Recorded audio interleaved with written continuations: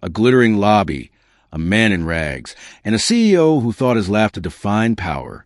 What seemed like an ordinary morning inside the bank quickly turned into a public spectacle that no one could forget.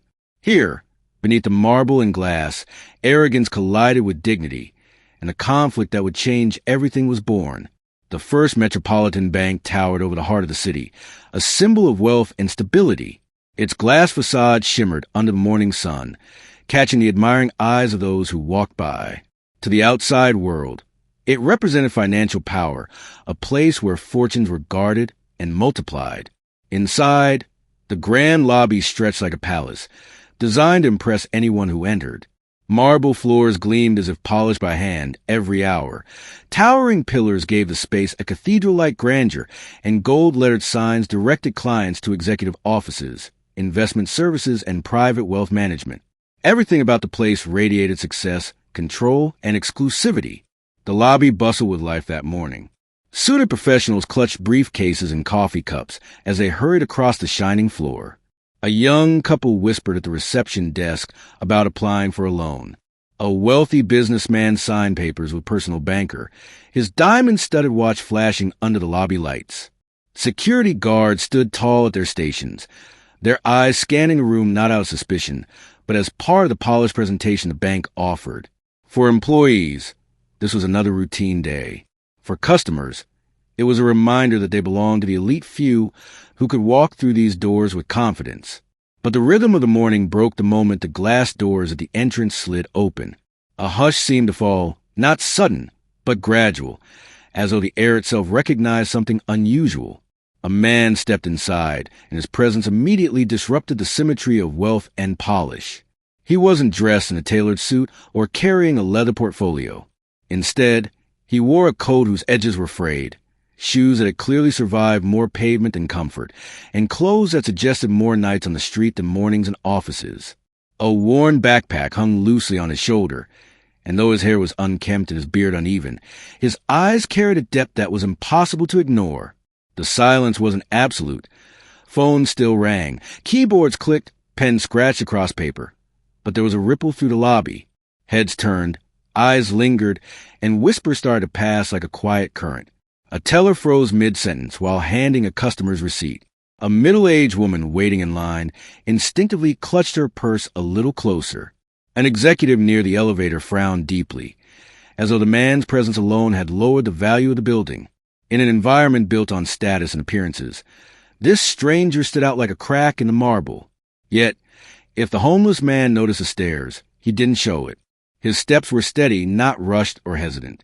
His chin was lifted slightly, not with arrogance, but with quiet resolve, as though he refused to bow to the weight of judgment pressing down on him from every angle.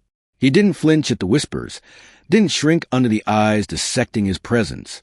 Instead, he walked forward with a calmness that felt strangely out of place in such a hostile environment. At the far end of the lobby, Charles Whitmore, the CEO of First Metropolitan, emerged from the private elevator. He was the kind of man who turned heads wherever he went, not because of admiration, but because of the force of his presence. Tall, broad-shouldered, impeccably dressed in a tailored navy suit, and carrying a golden pen clipped neatly to his breast pocket, Whitmore was the embodiment of corporate arrogance. His assistants trailed him like shadows, their hands full of folders and tablets, nodding quickly whenever he spoke. Whitmore thrived on control. He thrived on being the loudest, the sharpest, the man whose approval or disapproval could change the course of an employee's career. His reputation inside the bank was built not only on his ruthless business strategies, but also on his biting sense of humor, which often came at someone else's expense.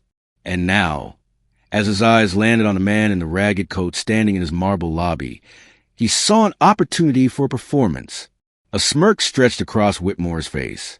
He slowed his stride, making sure that everyone in the lobby noticed where his attention had shifted. His voice carried easily through the polished space. Well, he began, his tone sharp enough to slice through the murmurs. Looks like someone wandered a bit too far from the shelter. The words hit the air like a whip crack. There was a pause, then nervous laughter from a few of his assistants. Others in the lobby exchanged glances, some amused, some uncomfortable, but no one brave enough to challenge him. The homeless man stopped, his eyes calmly meeting Whitmore's. He didn't respond. He didn't lower his gaze or look away. His silence was steady, unyielding. Whitmore, enjoying the spotlight, stepped closer. His polished leather shoes echoed against the marble, each click amplifying his confidence. "Tell me," he said loudly, turning his words into a spectacle for the entire lobby to witness. "Are you here to open an account? Or just to remind us what happens when someone doesn't manage their money?" This time, the laughter was bolder. Assistants chuckled, customers smirked, and even a few employees who should have known better found themselves smiling.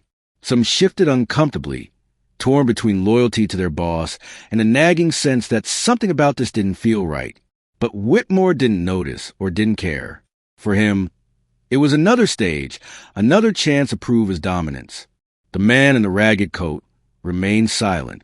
He adjusted the strap of his backpack slowly, his movements calm, deliberate, almost dignified.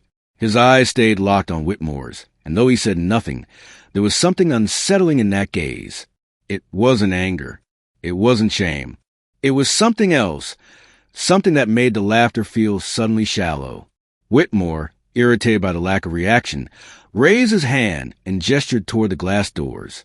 "We keep this place clean," he said sharply. "Maybe you'd be more comfortable out on the steps where you belong." A heavy silence followed.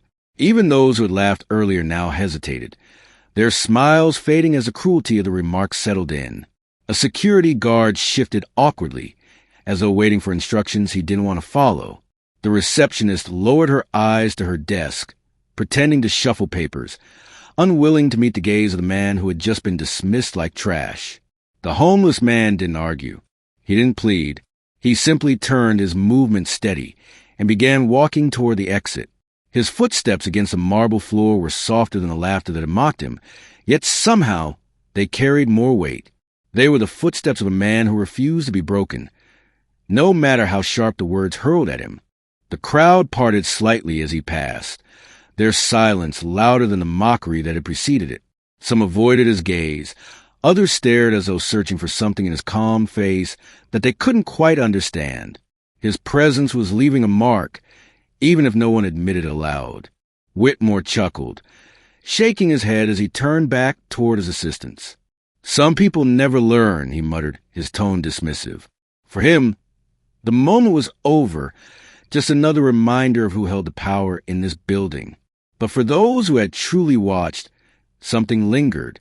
The quiet dignity of the man's exit contrasted too sharply with the arrogance of the CEO's laughter.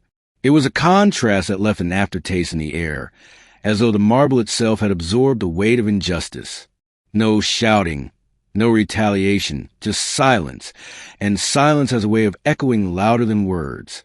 By the time the man in the ragged coat stepped back through the glass doors into the noise of the city street, the lobby had returned to its rhythm. Phones rang again, pens scratched across paper, and footsteps hurried across marble. But beneath the polished routine, something had shifted. No one could quite name it, but it was there, a seed planted in silence, one that would soon grow into something far greater than anyone inside that lobby could imagine. The stage had been set, the conflict had begun, and the battle lines, though invisible, had been drawn. The city's noise swallowed him as he stepped out of the gleaming lobby, but inside his mind, the laughter of the CEO and the whispers of the crowd replayed in sharp detail. Most people in his position would have walked away broken, crushed under the weight of humiliation, but he had walked away with the same calm stride he carried in.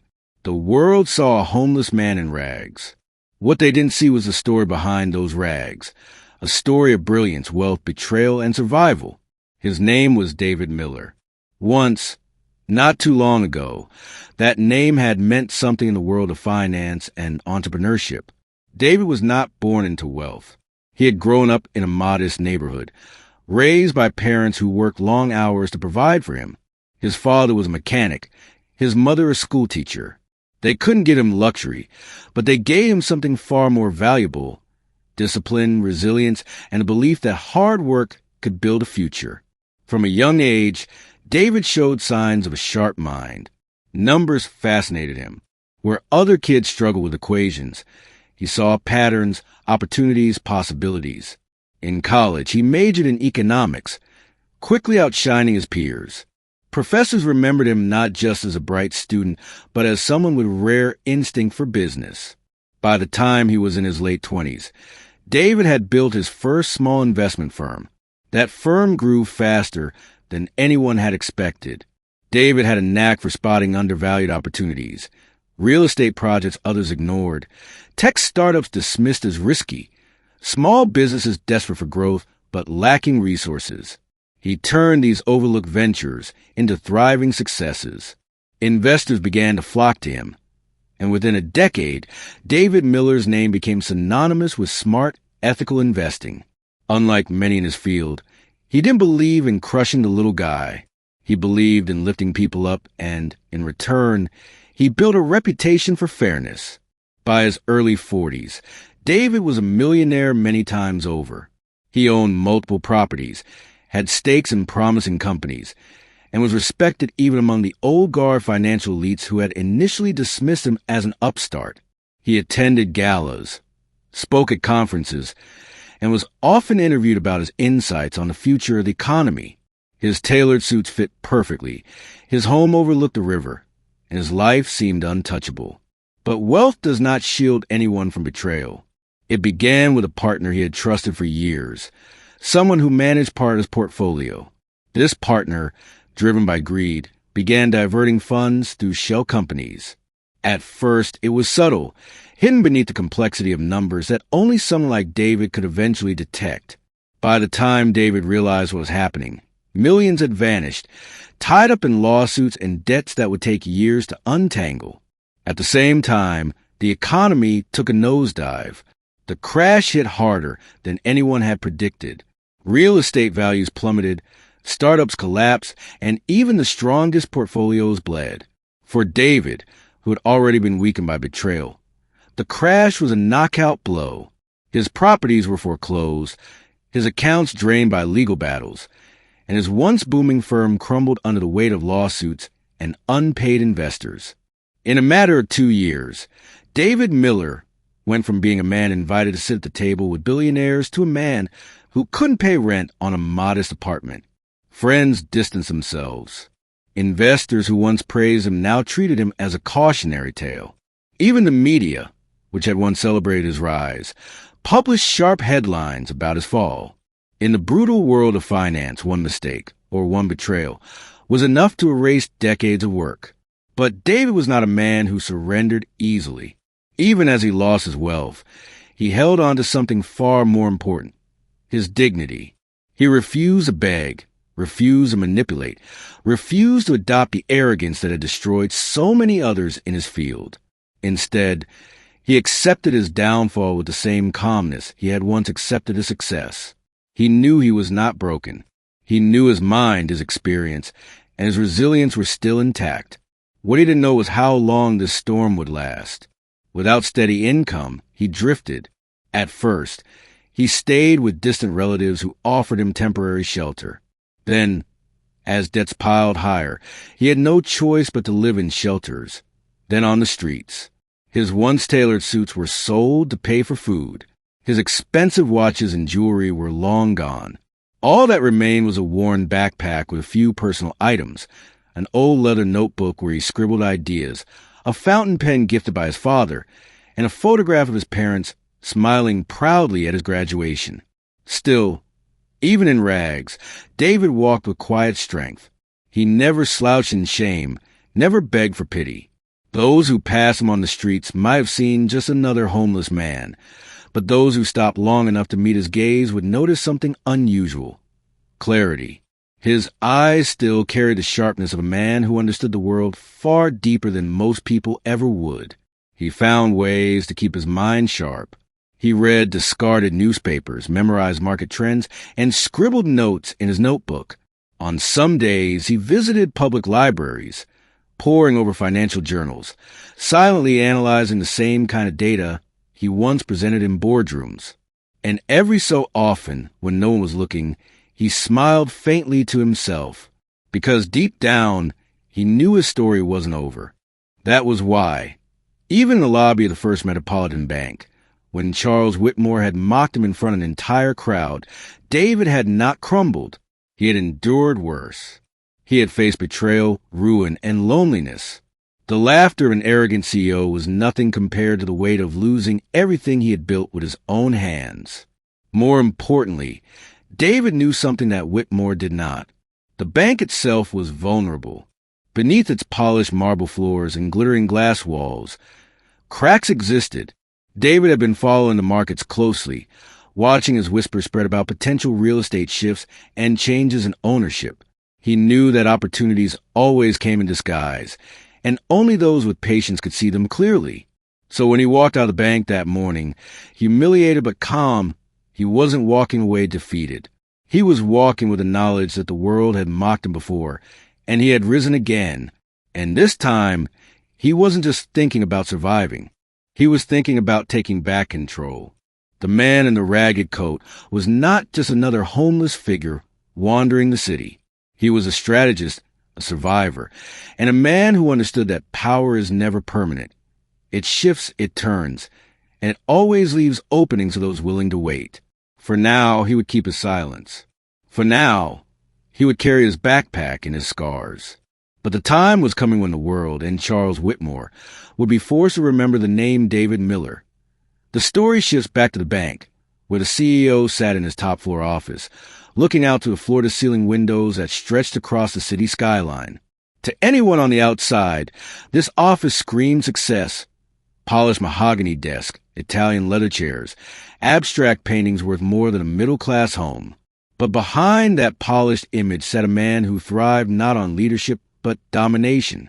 His name was Richard Caldwell, and within the walls of this bank, he was untouchable. Or, at least, he believed he was. Richard's arrogance was not born overnight. It had been nurtured over years of unchecked authority. In his world, people were tools, useful when they obeyed, disposable when they faltered. His employees knew it well. They had seen colleagues belittled for minor mistakes, scolded in front of others for failing to meet impossible deadlines, or even forced out of the company simply because Richard had taken a personal dislike to them. His cruelty wasn't just strategy. It was entertainment. He enjoyed watching others squirm. That afternoon, shortly after mocking the homeless man in the lobby, Richard had returned upstairs to his office, still chuckling about the scene. To him, it was nothing more than another story to brag about later at a dinner party. How he had reminded everyone who truly belonged in that building and who didn't. For Richard, superiority wasn't just a trait. It was an addiction. He leaned back in his chair, scrolling through reports on his tablet. Across the room, his assistant, a nervous young man named Daniel, shifted uneasily as he waited for Richard's instructions. Daniel had only been with the bank for 3 months, and in that short time, he had witnessed enough humiliation to know that silence was often safer than speaking. But silence wasn't always protection. Richard could single him out at any moment. "Daniel," Richard barked without looking up, "why does this quarterly report show a 2% drop in brand performance? HM, do you know how pathetic that looks? I don't want excuses. I want numbers climbing, not sinking." Daniel stammered. "Sir, the dip was due to the new federal compliance costs. All banks had." Richard slammed his tablet onto the desk, the sharp crack making Daniel flinch. "Do I look like I care what other banks are dealing with? Do you think investors will nod and smile because we're just like everyone else? No, they expect us to dominate. And if you can't figure out how to make that happen, then maybe you don't belong here either." The young assistant's face turned pale, but Richard only smirked. He thrived on this fear. To him, control meant power, and power meant respect. He didn't understand that what he commanded wasn't respect. It was fear, a fragile leash that would eventually snap. Later that week, Richard held a board meeting in the grand conference room. The space itself mirrored his ego. A long glass table under a chandelier, walls lined with financial awards and glossy photographs of Richard shaking hands with politicians and celebrities. He enjoyed being the center of attention, and today would be no different. As the executives took their seats, Richard launched into a speech. "Ladies and gentlemen," he began, pacing the room with his usual swagger, "we are not here to compete with other banks. We are here to crush them. And let me remind you, weakness will not be tolerated. If any of you think you can coast by, let me save you the trouble. Resign now." A silence fell over the room. No one dared to respond. They had seen what happened to those who challenged Richard. Just last month, one of the senior managers, a woman named Ellen, had dared to point out that his aggressive strategies risked long-term instability. Within days, she was gone. Mutual separation, the press release said. Inside the bank, everyone knew she had been fired and replaced by someone who wouldn't question him. As Richard continued his monologue, he noticed one executive's hand twitch slightly, as if considering raising a question. Richard's eyes narrowed, and the executive quickly lowered his gaze. Richard smiled coldly. That was exactly how he liked it. No voices but his own, but arrogance is blinding. What Richard didn't realize was that fear breeds resentment, and resentment eventually finds a way to rebel. Quietly, behind his back, whispers were starting to spread among employees. They were tired of walking on eggshells, tired of being humiliated, tired of serving a man who treated human dignity as expendable. That evening, Richard attended a lavish dinner at a private club, where bankers, real estate moguls, and politicians mingled. He relished these moments, sipping expensive wine, laughing loudly, boasting of his latest triumphs. To his peers, Richard was charismatic, even charming. They saw only the polished mask he wore in public. He told the story of the homeless man from the lobby, exaggerating the details to draw laughter from the group. He actually thought he belonged there. Richard sneered, shaking his head as the table erupted in laughter. But one man at the dinner, a quiet investor named Thomas Green, didn't laugh. He had known Richard long enough to see through the charm. He watched him mock a man who had nothing, and something inside him shifted. He began to wonder if perhaps Richard was not the visionary leader people claimed him to be, but rather a bully hiding behind a glossy empire. Meanwhile, back at the bank, employees were exchanging knowing glances. The humiliation of the homeless man in the lobby had spread like wildfire among the staff. Some thought Richard had gone too far this time. Others were too afraid to even voice that thought aloud. But collectively, a seed had been planted. One of unease, of doubt, of quiet hope that maybe Richard's reign wouldn't last forever. Inside his office, Richard remained oblivious. He believed he was invincible. When his secretary timidly mentioned that the homeless man he mocked seemed different than others, that he carried himself with dignity despite his condition, Richard laughed. Different? Don't be ridiculous. He was a nobody in rags, and I reminded him where he belongs. That's what leadership is about, drawing lines between the powerful and the powerless. He didn't realize, of course, that those words would come back to haunt him, because the man he mocked wasn't just any homeless drifter. He was a man with a past, with connections, with intelligence, and with a determination that Richard had underestimated. The cracks in Richard's empire were invisible to him. He only saw glass walls, shining awards, and employees too frightened to resist. He thought that was strength. But what he failed to understand was this. Fear might silence voices for a while, but it cannot erase the truth. And the truth was that his arrogance had blinded him to the storm quietly gathering on the horizon. Richard poured himself a glass of whiskey and leaned back in his chair as the city lights glittered outside his window. In his mind, he was untouchable. But outside those walls, wheels were already turning. Wheels that would soon bring his arrogance crashing down in ways he could never have imagined. The echoes of laughter still lingered in the grand marble lobby, bouncing between the columns and polished glass walls. The CEO had already turned his back, dismissing the homeless man as though he were nothing more than a speck of dust, not even worth another glance. The employees who moments earlier joined in the ridicule now returned to their desks and routines, though a few stole guilty glances toward the exit. In their eyes, there was a flicker of discomfort, but no one said a word. No one ever did when the CEO had spoken.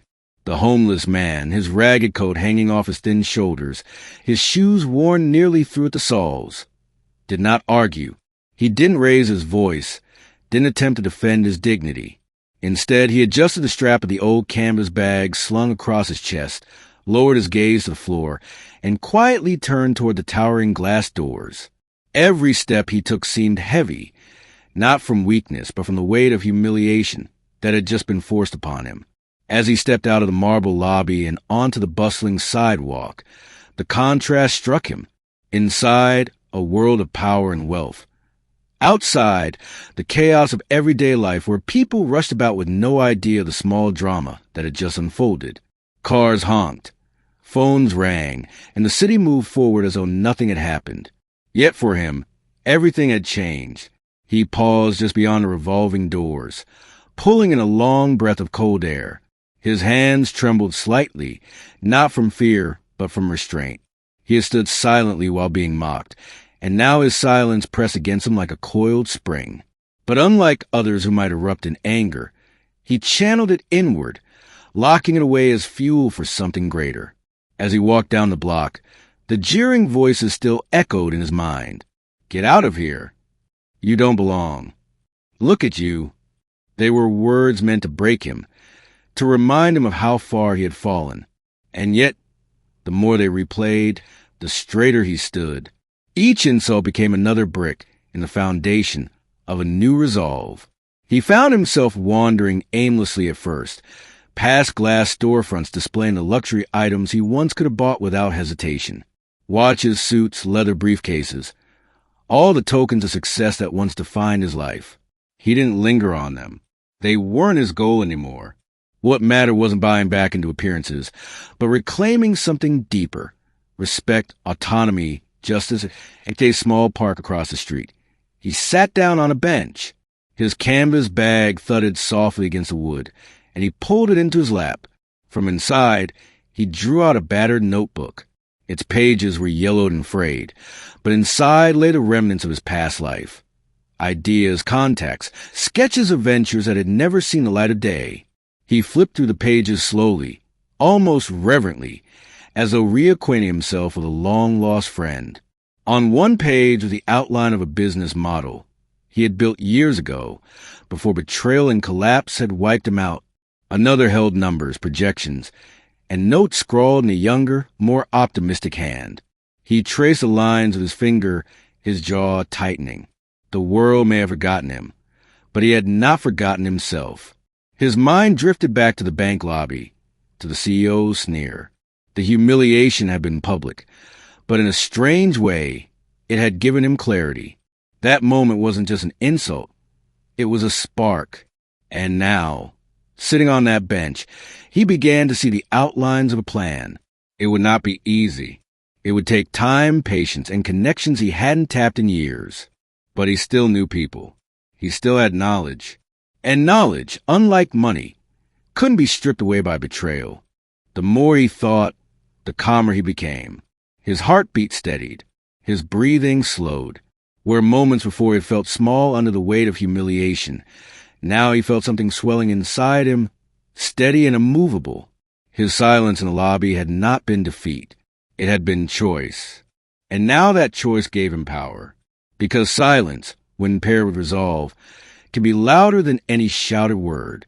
He looked up at the skyscrapers around him, their glass windows glittering like mirrors of opportunity. Somewhere among these towers lay the path to redemption. Somewhere within the city's labyrinth of power and money was the key to taking back control. For now, he kept his head low, blending back into crowd, to the world. He was just another man in tattered clothes, another forgotten soul slipping through the cracks. But inside he carried a storm, and when it broke, the same people who mocked would be forced to listen. The city's rhythm moved around him, indifferent to his silent transformation. To those passing by, he was just another shadow on a park bench, hunched over his battered notebook. But inside, his mind worked relentlessly, piecing together fragments of forgotten past, connecting them to the possibilities of tomorrow. The humiliation in the bank had not silenced him. It had awakened him. That night, As the streets quieted and neon lights replaced the sunlight, he found himself in a small diner on the edge of downtown. The waitresses hardly noticed him as he slid into a booth, his coat pulled tight around him. The coffee was bitter, but it kept him grounded. He pulled out a pen, one of the few he still carried, and began scribbling in the notebook. Names, numbers, places, people who had once believed in him. Not because of wealth, but because of vision. One name in particular stood out: Daniel Cross. Years ago, Daniel had been a young lawyer fresh out of school, eager to make his mark. He had admired the homeless man's business acumen and sharp instincts, and together they had fought through countless negotiations. When everything collapsed, Daniel had tried to help, but the storm had been too strong. Still, the memory of Daniel's loyalty lingered. The man picked up a payphone outside the diner. The metallic receiver felt cold in his hand as he dialed a number etched into his memory. Each ring dragged seconds into hours until a familiar voice finally answered. "Hello, it's me," the man said softly. There was a pause on the line, then a sharp inhale. "I'll be damned. I thought I'd never hear from you again." The man allowed himself a faint smile. "I didn't think I'd make this call either. But things are about to change, Daniel. I need your help." They spoke briefly, but it was enough. Daniel's tone carried both surprise and respect. The world had written this man off, but Daniel hadn't forgotten. He promised to meet him the next day. No questions asked. That was the first thread. And once the first thread was pulled, the rest began to unravel. Over following days, he tracked down more names. An old investor, Margaret Liu, who had once partnered with him on a startup that nearly took off before betrayal struck. She was older now, more cautious, but she remembered the brilliance of his ideas and the precision of his strategies. When he reached her, she didn't laugh at his current state. She asked him where he had been all these years. Then there was Alejandro Torres, a tech developer whose small company had thrived briefly under the man's guidance. Alejandro had always been loyal, and when the call came, he didn't hesitate. "If you're back in the game," he said, "count me in. I've been waiting for this." Every conversation, every reconnection, was like retrieving a piece of himself. Each person reminded him of the leader he once was, the visionary who inspired loyalty not by fear, but by trust. Though his clothes were ragged and his circumstances dire, they could still hear the steel in his voice, the clarity of purpose. They understood that his fall had not erased his mind. At night, he would retreat to quiet corners of the city, sometimes a library, sometimes a bus station, to draft outlines of the plan. His handwriting was quick, his notes precise, potential capital sources, legal loopholes, corporate weaknesses. He wasn't simply chasing redemption. He was building a strategy that could shake the very foundation of the empire that had laughed at him. Flashbacks haunted him as he wrote. He remembered late nights in boardrooms with his partners, debating strategies until sunrise. He remembered signing contract with hands that didn't tremble. He remembered the way people used to look at him, not as a burden, but as a leader. Those memories no longer cut like knives. They fueled him. One night, after hours of planning, he looked down at the notebook filled with sketches, figures, and names. A small fire glowed in his chest. It wasn't enough yet, but it was forming. Piece by piece, the network was coming back together. Daniel arranged a quiet meeting with him in a small law office. Margaret sent word that she was willing to put in seed money once she saw a solid plan. Alejandro promised technical support to build whatever systems were needed. Each ally brought something to the table: resources, knowledge, connections. And the man orchestrated it all with a calm that unnerved even his closest contacts. He no longer needed to shout or prove himself. His silence and precision carried more authority than bluster ever could. For now, he kept it all hidden. To the world, he remained a quiet, wandering figure. But beneath that ragged coat and weary frame, he was assembling something formidable. Every phone call, every meeting, every scribbled note was a step toward reclaiming power. The CEO who mocked him believed he had erased him. But the homeless man was no ghost. He was very much alive, and now he had a network of allies ready to remind the world of that truth.